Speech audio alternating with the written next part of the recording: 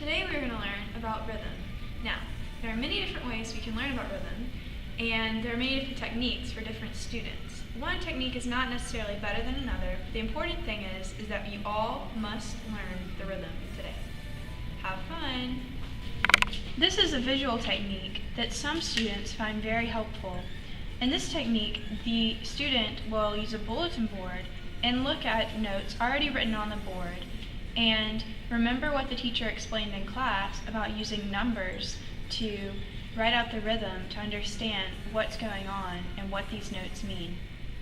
The student will write beneath each note a number or a representation of how to count out the beats.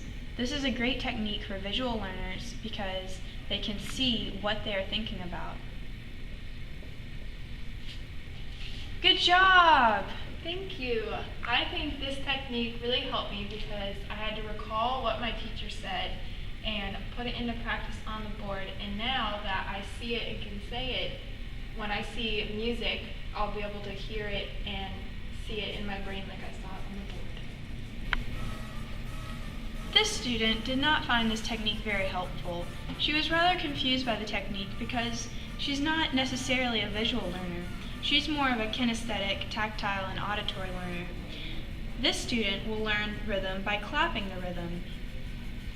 She will look at each note and remember what the teacher said, and then clap them to understand what is happening with the notes.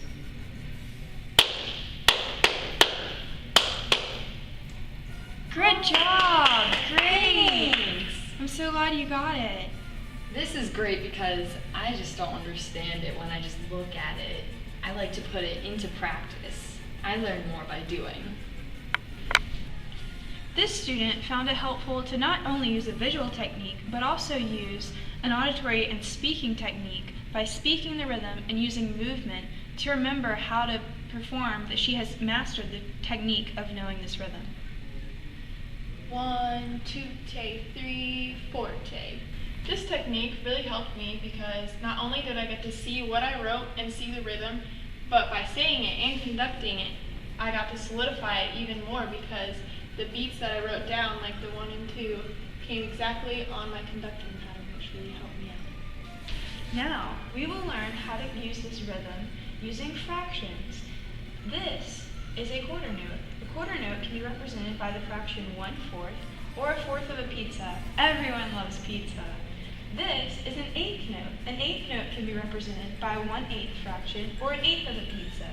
This is a great technique for students that like real life applications and also like pizza.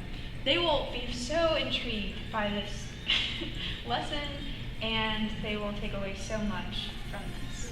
Go for it. All right, class, now we're going to learn another technique using some tactile instruments. Now, today we will be using pieces of gum. These are also representing this rhythm that we are trying to learn as a class. This is going to be a great technique for those of you that are tactile learners and those of you that like gum. It's going to be a great technique. You're going to love it so much. And this is going to teach you how to use real life things that are around you to learn a concept or a technique for music. Have fun! All right. So 1, 2, 3, 4. I think that's one whole beat. Okay. And then these are smaller, and 1/8 is smaller than 1/4. So I think it should go 1/8, 1/8, and then another 4th. I don't know. No, I think it's a full 4th, and then the last 1/8. 1, 2, 3, 4. I think we got makes it. Sense. Yeah. High five. Teamwork.